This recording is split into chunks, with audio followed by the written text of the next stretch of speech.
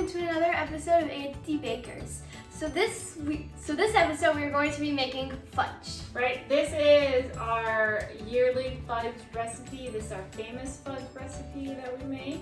We have a few trade secrets we're gonna maybe not share this episode, but you know, if we get a good enough response, maybe we'll come back and add our trade secrets in. Yeah, because some things you just gotta keep secret. Right, but this is gonna be your best go-to dairy-free, completely dairy-free fudge recipe. It is possible to get good holiday-tasting fudge that is completely dairy-free. It is the best fudge you will ever taste. It's very good.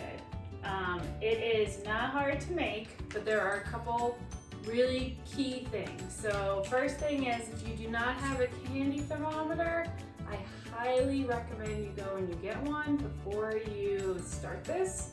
Or else when you take a temperature, your fudge might not be creamy. You can make it without, but there's like this real key point when you are cooking it that if you've got to hit just right, because if you overcook it, not good. If you undercook it, not good. So I do recommend you get the candy thermometer. All right, you want to tell them what other ingredients we want to pick? Yes, so you're going to need chocolate chips. This one is technically a 12-ounce bag. Yeah, so they need about 12 ounces of chocolate chip, and it is true you can find dairy-free chocolate chips. Go to Wegmans. This one's a Wegmans brand. Go to Wegmans. From the Wegmans grocery store. Enjoy Life is another one I've used often, and they're also we are 100% trying this one dairy-free. today. All right, what else do you need? You're going to need vanilla extract. You're going to need butter, and we're using the Country Crock plant butter. Yep. So you use these plant butter sticks. They cook really well. I highly recommend it. We're using the avocado oil ones. Yes, and we are going to need marshmallow fluff, the whole can. Yep. Well, it's not really a can, it's like a jar. And we're using the jet puffed marshmallow fluff. You need the marshmallow fluff. It's really good. Work. Yep. All right, and then You're going to need granulated sugar. no such thing as fudge without sugar. Yeah, it will be good. And then instead of condensed milk, we're using coconut milk. Coconut milk. Canned coconut milk. If you can find the full fat coconut milk, that is better. We couldn't, so we're using the light coconut milk. it'll work just fine. It's gonna work fine. The thicker it is, will give you that like more Of the hard fudgy. rich, harder flavor. So ours might be a little bit softer, but it's still gonna work It's gonna out be so beautifully. good. Yep. And this is just to butter our pan. Right. Same country crock butter. Yeah. All right, so the first thing you're gonna do is you are gonna need to get your pan ready. You do that first step, and we're just gonna use this 8x13 casserole dish. You can use a 9x10, you can use circular pie pans. I mean, we've had where we've made fudge. Normally when we can bring in teacher gifts, we make fudge to go along with it for all the teachers. And so we've used almost every dish in our house sometimes to fill up with fudge. Oh yeah, we make a lot of fudge. So whatever you have, and you know, the size of it really just depends on how thick you want your fudge pieces at the end of the day. So this is what we're using. So you're gonna start by coating this well with butter.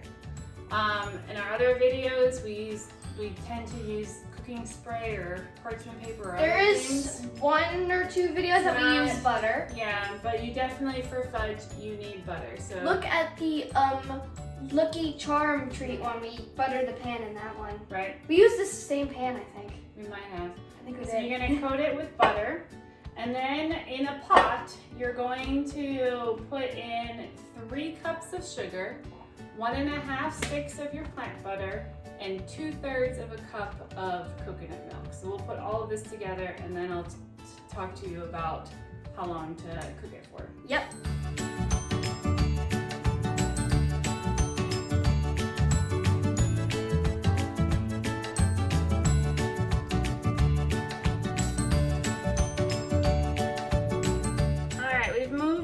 Over to the stove. Hi. Yeah. And we've tried to focus it on so you can see how this is gonna go.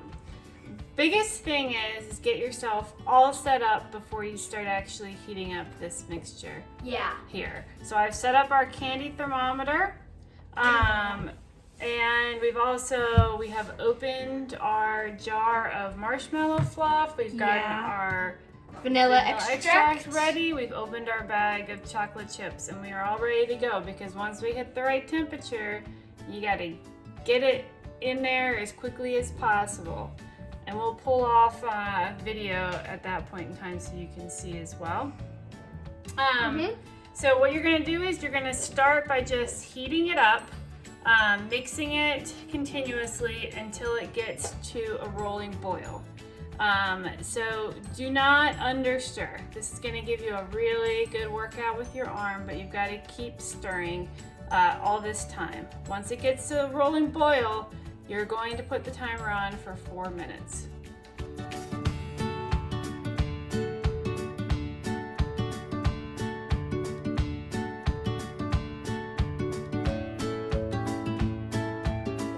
Okay, so we are getting towards, if you can see it, it's starting to boil, but this is not considered a rolling boil yet. Not yet. So you've been stirring now probably for about 10 minutes or so. That's normal. You don't want to speed it along.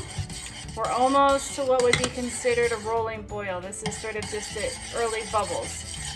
Keep up the stirring. You're going to be tempted because your arm and your hands are tired. I get it. But keep up the stirring. Do not want this to burn at this stage because we've already put so much in. Yeah. So we are just about to boiling, and so once it boils, then you've got to keep up this stirring for 4 minutes until, and if you have a candy thermometer, you're going to keep doing it until you get to 234. 234. Yeah, that'll make your fudge creamy. Yep. Creamy fudge, that's what matters, right? On rolling boil. Come on. So I would consider that a rolling boil at this point in time, so we're setting the timer for 4 minutes.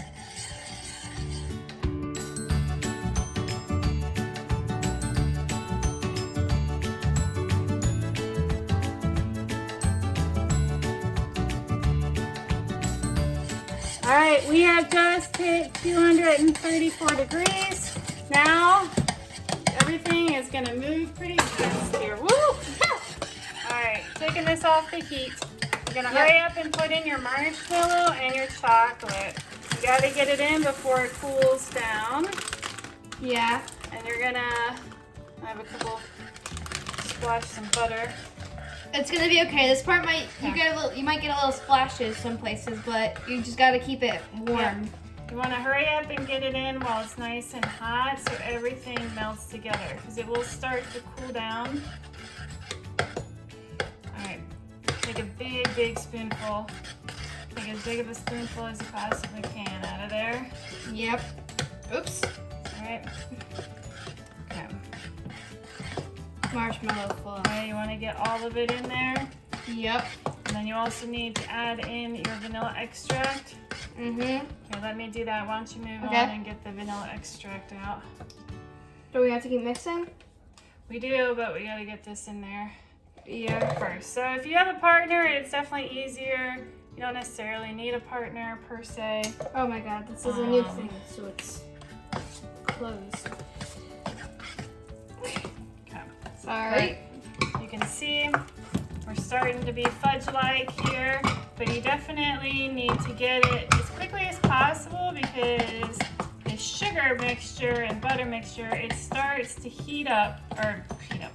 cool down, and you want to make sure that your marshmallow and your chocolate are fully melted in there.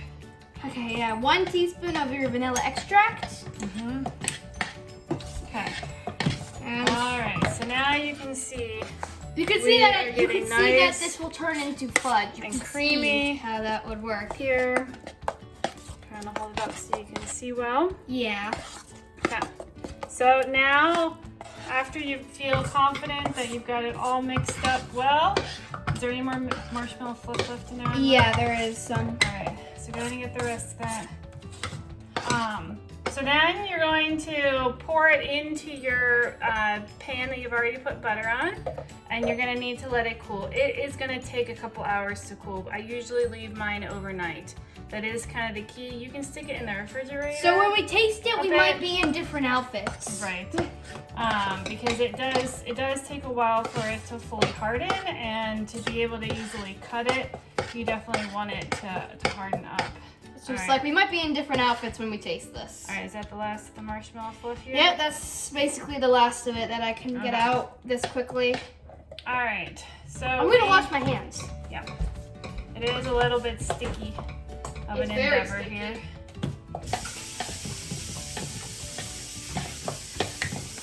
All right, so we've got our fudge. We're gonna go ahead and pour it into the container.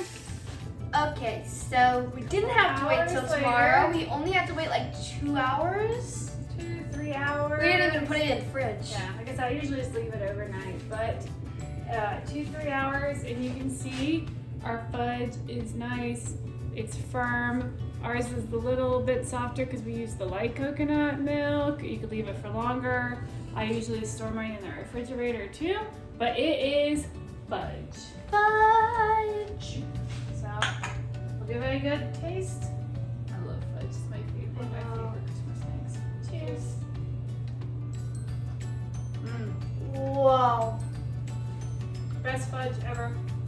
Yeah. So do yourself a favor. Don't miss out on the fudge this Christmas season. 100% dairy free, but certainly not lacking in any of the flavor. Yeah. Very good.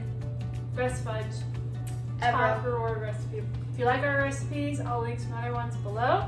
You can like and subscribe to our page. I'll put all the lists of the ingredients below in the description area. All right. Yep, and we'll see you guys next time. Bye. Bye.